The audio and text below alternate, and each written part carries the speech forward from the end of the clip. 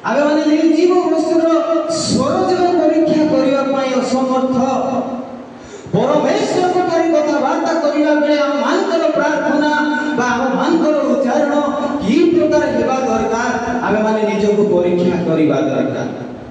Hallelujah. कारण आमे माने जते बेले प्रार्थना करू आमे माने परमेश्वर को सहित कथाबार्ता करू एया तो हां कि नहीं निश्चित भाव में आमे माने परमेश्वर को सहित कथाबार्ता करू आ बेले बेले आमे निजे चेष्टा करू कथाबार्ता हेबा पाई आ बेले बेले आम मान को सहित पवित्र आत्मा आसी कथा कहते प्रेज द लॉर्ड। आमे यदि प्रेरित पुस्तक 2 पद 4 पद देखिबा सेठारे ए प्रकार लिखा जाए जे से माने पवित्र आत्मा रे पूर्ण हेले एवं अन्य भाषा रे कथाबार्ता कले बोली लिखा जाए। जदि केही पाई छथि ताले पढि देले आमे माने उत्तम भाव रे बुझी परिबा।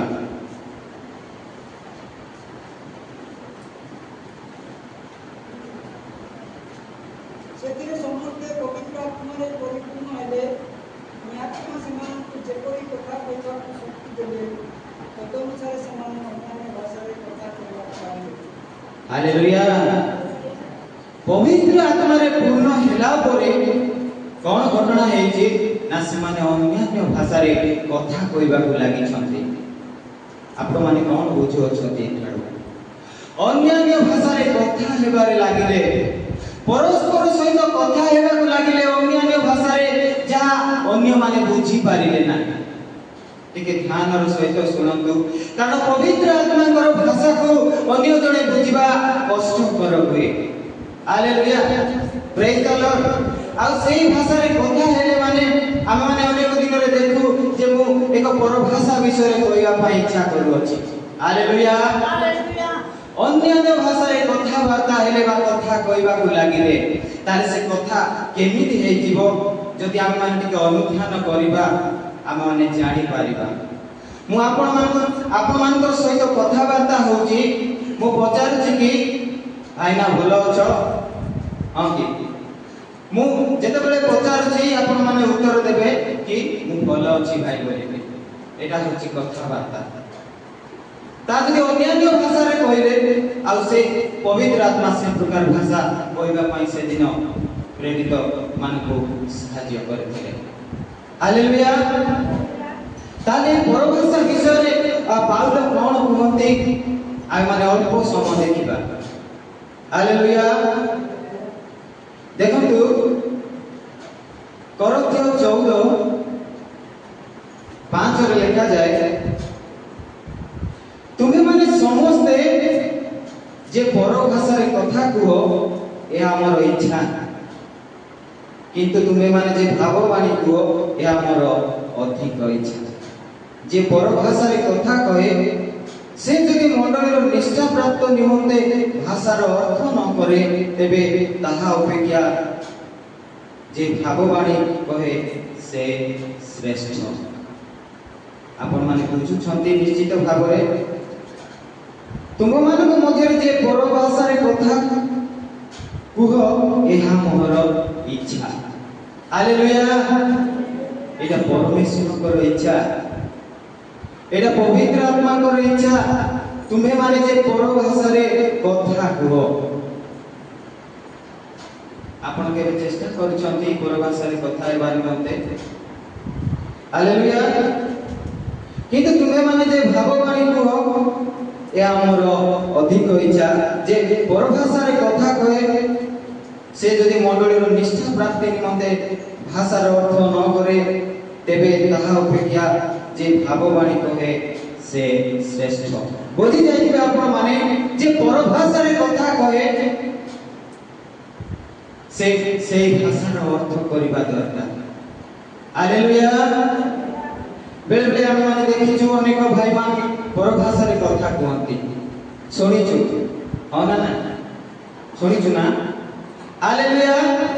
पर भाषा रे कथा हेबाटा हम माने सुनिछु आ से भाषा हम माने सुनिछु किंतु गोटे किबा दुईटा वर्ड सुनिछु हां कि नहीं कि सुनिछु कि ना सुनिछु पर भाषा रे कथा हेबाटा आमे शुणीचु किंता गोटे किंबा दुईटा वार्ड कहबाटा आमे शुणीचु किंतु प्रेरित पुस्तक रे लिखा जाए 2 पर्वर 4 पद रे लिखा जाए से माने अन्य भाषा रे कथा हेले माने तार अर्थ थिबा दरकार भाई ना भलो अछो कि कोइले तने उत्तर देउथिबा दरकार हां भाई मु भलो अछि कोन भाई को परिवार रे भलो अछती निश्चित भाई आमे माने भलो अछु आपण माने पर भाषा जदि कहउछती तार अर्थ करंतु आमे माने जदि देखिबा तळ पद रे लिखा जाए कोडी लिखा अछि 13 पद रे लिखा अछि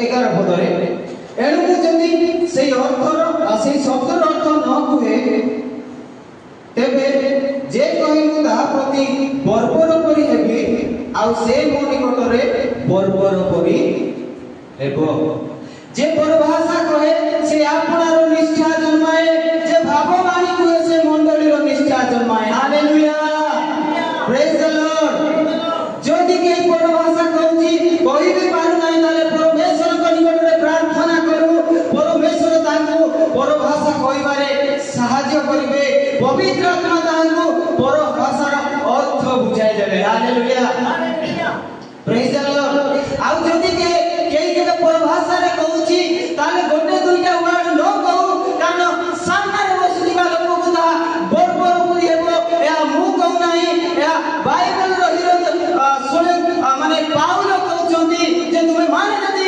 परभाषा रे कथा को ताले तार अर्थ जदी न करि पारो ताले सम्मुख रे बसिबा भाई मान को प्रति ता बरबर करि हेबो ता अयोग्य करि हेबो ता निर्लज्ज करि हेबो एहा बाइबल रो हिरो पाउल कहंती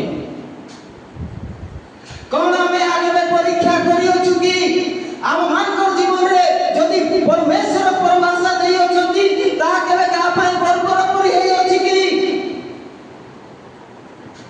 आजि जो हमें माने सेई बरबर करि अन्य मान को बोली न हे हालेलुया प्रेज द लॉर्ड अनेक लोक कोन करंती ना कहिबा पई चेष्टा कर बाबा मामा हेग्री बाहर कोडे पळेबे जे समान कर स्थान नाही मंडळी को बाहर करी पळेबे एटा पर भाषा नुह एटा पर भाषा नुह पाउल कोन कहउछथि देखंतु जे पर भाषा जे करे तार अर्थ मध्य से करू कारण अन्य मान को प्रति ताहा बरबर होई हेबो हालेलुया कोन आपण माने या परीक्षा करियो चोंती कि कारण परीक्षा करिला पई आपण मान को परमेश्वर आत्मा देयो चोंती हालेलुया केई जदी ए रोटी को ए पान पत्र को ग्रहण करे से ताले आपना को परीक्षा करू बोली लिखा जाई अछि हालेलुया आमे केबे परीक्षा करिछु अनेक विषय रे परीक्षा करिछु प्रार्थना को आमे केबे परीक्षा करिछु परमेश्वर को नाम माने कथावार्ता करिछु की प्रकार कथावार्ता करिबा दरकार ताहा मध्य जानि रखिबा दरकार एडा मनुष्य नुह आज्ञा जे आपण माने परमेश्वर को माने गोटे वर्ड बोली माने तांको माने कौशल मार्ग मारिबे परमेश्वर आपन केबे मध्य क्षमा करिबे नाही कारण आपण माने जे भाई माने मध्य ए प्रकार काम करू अछती ता समस्त को पई बरबर करि हेउछि तेडू एटा परीक्षा करिबा दरकार एवं परमेश्वर को से भेजर निकटवर्ती हेबा दरकार hallelujah hallelujah praise the Lord जगत रे होई पारे अनेक प्रकार भाषा अछि ना अछि तो टिके जोरे कहले भलो जगत रे अनेक प्रकार भाषा अछि भाषा को जदि हम ठीक रे यूज करिबा ताले जरा सुंदर हबो जदि खराब रे यूज करिबा ताले ताहा बरबर हेबो ता अभद्र भाषा करि हे आपण माने टिके ध्यान रो सहित सुनंतु आपण माने परीक्षा करंतु प्रार्थना रो परीक्षा करंतु ए माने खंड भाववादी माने मुझे आसीबे ए प्रकार कथा अपन भाषा रे कथा हेबा के चेष्टा करिवे जे आपण माने भूली जिवे किंतु बाइबल रो हिरो जे कि पाउल कोन कहंती ना जे पर भाषा रे कथा कोए से ताहार मध्य अर्थ करू हालेलुया ପ୍ରେଜ୍ ଦ ଲର୍ଡ। ଜଗତରେ ଅନେକ ପ୍ରକାର ଅର୍ଥ ଅଛି, ଶବ୍ଦର ଅର୍ଥ ଅଛି। ଆପଣମାନେ ଶୁଣୁନାହାନ୍ତି ବୋଧେ, ଶୁଣିଲେ ମତେ ଆଜ୍ଞା ଭୁଲ କହୁଛନ୍ତି କି ଭାଇ ଭୁଲ କହୁଛନ୍ତି ବୋଲି କହିବେ। ହାଲେଲୁୟା। ଅଛି କି ନାହିଁ? ଅଛି। ଅନେକ ପ୍ରକାର ଶବ୍ଦ ଅଛି, ଆଉ ସେଇ ଶବ୍ଦର ଅର୍ଥ ମଧ୍ୟ ଅଛି। ଆଉ ଯଦି ସେଇ ଶବ୍ଦର ଅର୍ଥ ନଥାନ୍ତା ତାହେଲେ ସେଟା ଶୂନ୍ୟ ବୋଲି କୁହାଯାଏ। ହାଲେଲୁୟା। ବିଭିନ୍ନ ପ୍ରକାର ପରଭାଷା ମୁଁ ଶୁଣିଛି ଭାଇମାନଙ୍କଠାରୁ, ଅନେକ ପ୍ରକାର ପରଭାଷା ଶୁଣିଛି, କିନ୍ତୁ ମୁଁ ତାର ଅର୍ଥ ଆଜି ପର୍ଯ୍ୟନ୍ତ ଚେଷ୍ଟା କରୁଛି ଜାଣିପାରିବା। ଯେତେବେଳେ ମୁଁ ବାଇବଲରେ ଖୋଜି ଯିବା ପାଇଁ ଚେଷ୍ଟା କରୁଛି, ପାଉଲଙ୍କ ଦ୍ୱାରା ଲିଖିତ ମାନେ ପବିତ୍ର ଆତ୍ମାଙ୍କ ଦ୍ୱାରା ପ୍ରଦତ୍ତ ଏହି ବାକ୍ୟ ମୁଁ ଦେଖିବାକୁ ପାଇଲି ଯେ କେହି ପରଭାଷା କୁହେ ସେ ତାହାର ଅର୍ଥ ପ୍ରଥମରେ ଜଣେ ବୁଝିବା ଦରକାର ଯେ ପରଭାଷା ହେଉଛି ଈଶ୍ୱରଙ୍କର ଭାଷା ଅଟେ। ଯେ ପରଭାଷାରେ କଥା କୁହେ ସେ ଆପଣାର ନିଷ୍ଠା ଜନ୍ମାଏ, ମଣ୍ଡଳୀର ନୁହେଁ। ଭଗବାନ ଯିଏ କହେ ସେ ମଣ୍ଡଳୀର ନିଷ୍ଠା ଜନ୍ମାଏ। ଆଉ ପରଭାଷା କହିଲେ ଯେ ସେ ଭାଷା ଗୋଟେ ଲମ୍ବା ହେଇଯିବ, କିଛିଟା ସେଣ୍ଟେନ୍ସ ଯୋଡ଼ିଲା ପରେ କିଛିଟା ୱାର୍ଡ ଯୋଡ଼ିଲା ପରେ ଗୋଟେ ସେଣ୍ଟେନ୍ସ ହେଇଯିବ। ମୋର ମତେ ଟିକେ ଭୁଲ ହେଇଯାଉଛି ନାଇଁ। ହାଲେଲୁୟା। ପ୍ରେଜ୍ ଦ ଲର୍ଡ। ହେଲେ ମୁଁ ଯେତେବେଳେ ନୂଆରେ ପରଭାଷା ଶୁଣିଲି ମତେ ବଢିଆ ଲାଗିଲା। ଭାଇନା ମାନେ ମନ୍ତ୍ର ବୋଲୁଛନ୍ତି ବୋଲି ମୁଁ ଭାବିଲି। ହାଲେଲୁୟା। ଆଉ ସେ ପ୍ରକାର ମନ୍ତ୍ର ଆଉ ମୁଁ ପ୍ରାର୍ଥନା ଯାଏ। ମତେ ନୂଆରେ ମୁଁ ଯେତେବେଳେ ପ୍ରଭୁଙ୍କୁ ପାଇଲି ଅନେକ ପ୍ରକାର ଶୁଣିଲି ଯେ ଅନେକ କେହି ବାବା ମାମା କରୁଥିଲେ, କେହି ଖାବ କରୁଥିଲେ।